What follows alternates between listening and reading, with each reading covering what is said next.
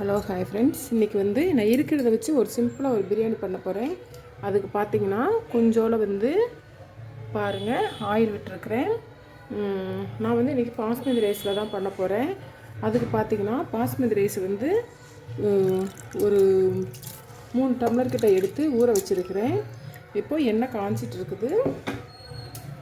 இப்போ பார்த்திங்கன்னா தக்காளி, வெங்காயம், பச்சை மிளகாய் இது 3ம் கட் பண்ணி வச்சுருக்கிறேன். இப்போ அதுக்கு முன்னாடி எண்ணெய் காஞ்சிட்டு இருக்கிறதுல என்ன பண்ண போகிறேன்னா, அதாவது பிரியாணிக்கு வந்து நிறைய இன்க்ரீடியன்ஸ் சேர்க்கணும். என்கிட்ட இன்றைக்கி இருக்கிறத வச்சு தான் நான் இந்த பிரியாணி பண்ண போகிறேன்.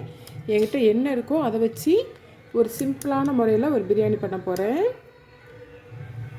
இப்போது எண்ணெய் நல்லா காஞ்சிட்டு இருக்குது. இப்போ இதில் வந்து நான் என்ன பண்ண போகிறேன்னா, சோம்பெல்லாம் போடணும். சோம்பு போட்டால் என் பசங்க சாப்பிட மாட்டாங்க. அதனால் பாருங்கள், 4 கிராம்பு, பிரிஞ்சி இலை ஒரு 2-3 பிரிஞ்சி இலை, அப்புறம் பார்த்திங்கன்னா பட்டை ஒரு 3 பட்டை, அப்புறம்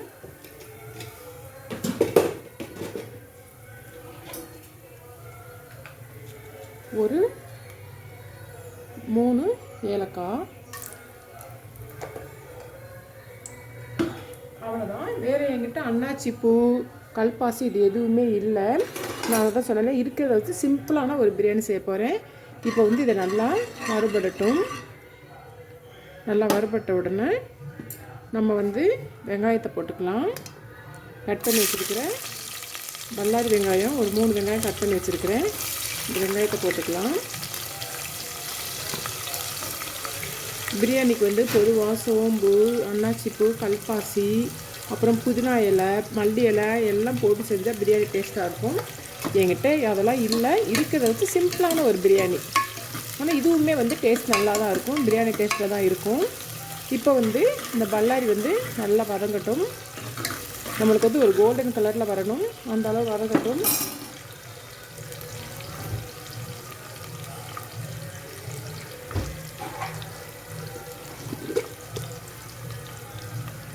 கோல்டன் கலரில் வந்தோடனே கொஞ்சம் நல்லா ஒரு 2 ஸ்பூன் வந்து இஞ்சி பூண்டு பேஸ்ட் சேர்த்துக்கலாம். நம்ம இஞ்சி பூண்டு பேஸ்ட் சேர்த்தாச்சு. இப்போது இந்த இஞ்சி பூண்டோட பச்சை வாசனைலாம் போகிற அளவுக்கு நல்லா வதக்கிக்கலாம்.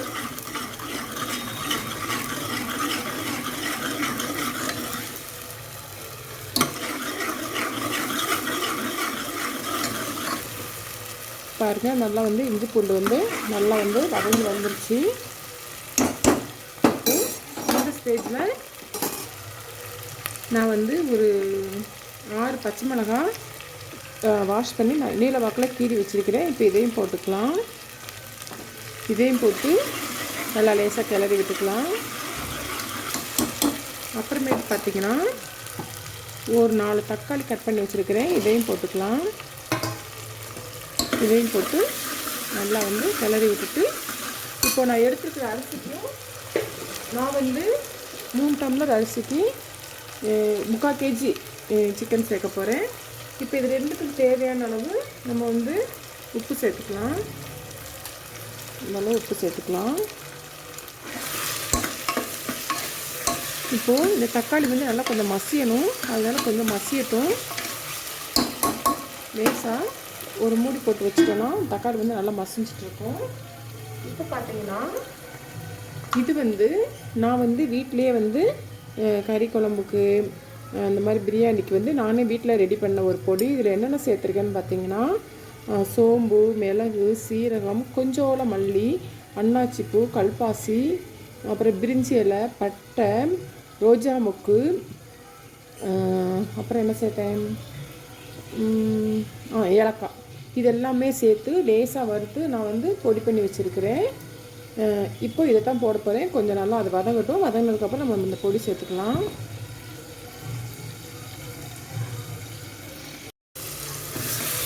இப்போ பாருங்கள், எல்லாமே நல்லா வெங்காயம் வந்து கொஞ்சம் நல்லா மசிஞ்சு வந்துருச்சு.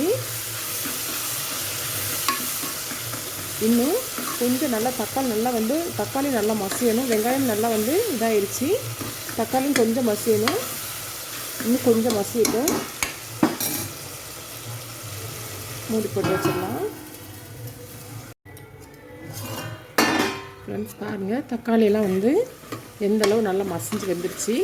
வெங்காயம் எல்லாமே வந்து நல்லா பாருங்கள், உங்களுக்கு தெரியுதா, இந்தளவுக்கு வந்துடுச்சு. இப்போ இதில் நம்ம என்ன செஞ்சுக்கலாம், நம்ம வாஷ் பண்ணி வச்சுருக்கிற சிக்கனை வந்து போட்டுடலாம்.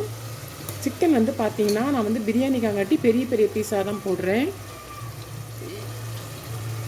நம்ம பொரிக்கிறதுக்குன்னா பீஸ் சிறுசாக இருக்கலாம். இது வந்து பிரியாணிக்கு தானே, அதனால் பெரிய பெரிய பீஸாக போட்டிருக்கிறேன். இப்போது நம்ம இதோடு நல்லா வந்து இப்படி கிளறி விட்டுக்கலாம். கிளறி விட்டுட்டு இப்போ நான் வீட்டில் அரைச்சி வச்சேன்னு சொன்னேன் இல்லையா, அந்த பொடி வந்து நான் ஒரு 3 ஸ்பூன் போட்டுக்கிறேன். அதுதான் காரத்துக்கு நான் இது தான் போடுவேன், வேறு எந்த பொடியுமே நான் சேர்க்க மாட்டேன். ஏன்னா இதிலே மிளகு போட்டிருக்கிறேன் இல்லையா, மிளகு கொஞ்சம் அதிகமாகவே போட்டிருக்கேன், அதனால் கொஞ்சம் காரம் இருக்கும். சோம்பு எல்லாமே போட்டு இந்த மசாலா ஜாமான் எல்லாமே போட்டு அரைச்சது தான். இப்போ பாருங்கள், இந்த மசாலையில் வந்து நல்லா வந்து கறியை ஒரு பெரட்டி எடுத்துக்கலாம்.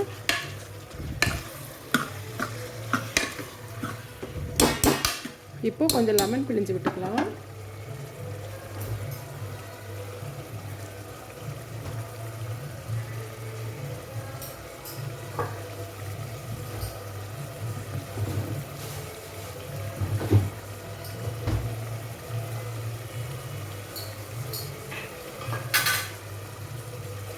பாருங்கள், நான் இந்த லெமனை ஒரு 1/2 லெமன் எடுத்து இப்போ இதில் நான் பிழிஞ்சு விட்டுறேன்.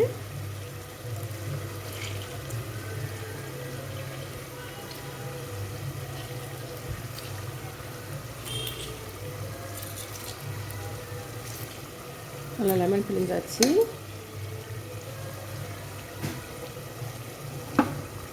இப்போது லெமன் பிழிஞ்சதுக்கப்புறமும் நம்ம நல்லா பெரட்டி விட்டுட்டு, நம்ம எந்த டம்ளரில் அரிசி எடுத்தோமோ அதே டம்ளரில் வந்து இப்போ வந்து நான் தண்ணி அளந்து எடுத்துக்க போகிறேன். பொதுவாக வந்து பாஸ்மதி ரைஸ்க்கு வந்து 1 டம்ளருக்கு 1.25 டம்ளர் வந்து தண்ணி ஊற்றணும்.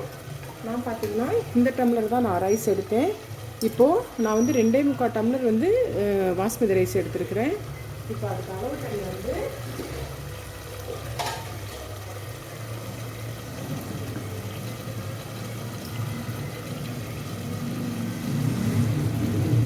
ஒரு 3 டம்ளர் ஊற்றிக்கலாம்.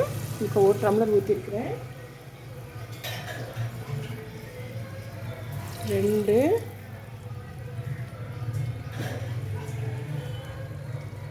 3 3/4 டம்ளருக்கு வந்து நான் ஒரு 1/2 டம்ளர் சேர்த்து ஊற்றிக்கிறேன். அவ்வளோதான்.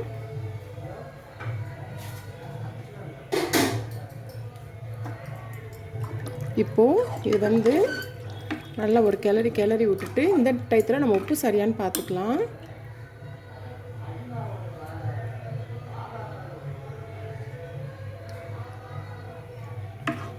உப்பெல்லாம் வந்து கொஞ்சம் சரியாக இருக்கிற மாதிரி தான் இருக்குது. கொஞ்சம் லைட்டாக வந்து நான் போட்டுக்கிறேன், கொஞ்சம் பத்தாத மாதிரி இருக்குது. அதனால் வந்து ஏன்னா சிக்கன்லாம் வேகணும் இல்லையா, அதனால் லைட்டாக வந்து நான் கொஞ்சம் உப்பு போட்டுக்கிறேன். நீங்கள் வந்து புதினா மல்லி இதெல்லாம் இருந்துச்சுன்னா இந்த டயத்துலேயே நம்ம வந்து போட்டுக்கலாம், இல்லை இறக்குற டயத்துக்குள்ளே போட்டுக்கலாம். என்கிட்ட வந்து புதினா மல்லி எதுவுமே கிடையாது. அதான் நான் சொன்னேன், சிம்பிளாக வந்து இருக்கிறத வச்சு நான் ஒரு சிம்பிளான ஒரு பிரியாணி பண்ணுறேன்ட்டு. இப்போ வந்து இது நல்லா கொதிக்கட்டும், தண்ணி நல்லா கொதிக்கட்டும். கொதிச்சதுக்கப்புறம் நம்ம ஊற வச்சுருக்க பாஸ்மதி ரைஸ் போட்டுக்கலாம். தண்ணி நல்லா கொதிச்சதுக்கப்புறம் பார்க்கலாம். இப்போ பார்க்கலாம். பாருங்கள், நல்லா வந்து கொதிச்சிருச்சு, தண்ணி வந்து நல்லா கொதிச்சிருச்சு. இப்போது நான் ஊற வச்சுருந்த பாஸ்மதி ரைஸை வந்து நல்லா அந்த சல்லடையில் வடிகட்டி ரைஸ் மட்டும் நான் சேர்த்துக்கிறேன். ரைஸ் மட்டும் சேர்த்துட்டு அவ்வளோதான். இப்போது மூடி போட்டு மூடிடலாம். ஒரு 2 விசில் வந்தால் போதும், நம்ம குக்கரை இறக்கிடலாம். இப்போது மூடி வச்சாச்சு, ஒரு 2 விசில் வரட்டும். 2 விசில் வந்ததுக்கப்புறம் நம்ம பார்க்கலாம். ஃப்ரெண்ட்ஸ், நல்லா 2 விசில் வந்துடுச்சு. இப்போ நம்ம அந்த ஸ்டவ்வை ஆஃப் பண்ணிட்டோம். இப்போ வந்து இந்த விசில் இறங்கினதுக்கப்புறம் நம்ம பிரியாணி எப்படி இருக்குன்னு சொல்லி திறந்து பார்த்துடலாம்.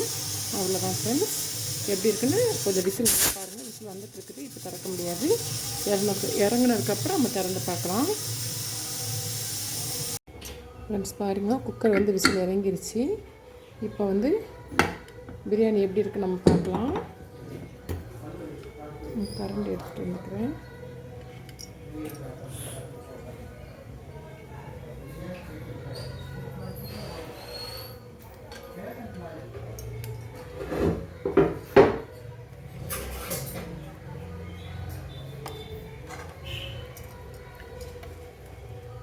பாருங்க அழகா நல்லா உதிரி உதிரியாக வந்து நம்மளுக்கு வந்து பாஸ்மதி ரைஸ் பிரியாணி வந்து ரெடி ஆயிடுச்சு.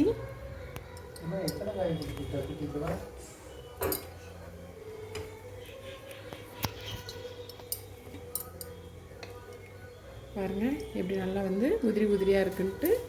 இது வந்து நம்ம கொஞ்சம் நல்லா இப்படி கரண்டி வச்சு ரொம்ப கிளறக்கூடாது. ரொம்ப கிளறினா சாதம் வந்து ஒன்றுக்கு ஒன்று உடஞ்சிரும். பாருங்கள் அவ்வளோதான் நம்மளோட பாஸ்மதி ரைஸ் பிரியாணி. நான் இருக்கிறத வச்சு சிம்பிளாக செஞ்சேன். நம்மளோட பாஸ்மதி ரைஸ் பிரியாணி வந்து ரெடி ஆயிடுச்சு. கொஞ்சம் டேஸ்ட் எப்படி இருக்குன்னு பார்க்கலாமா?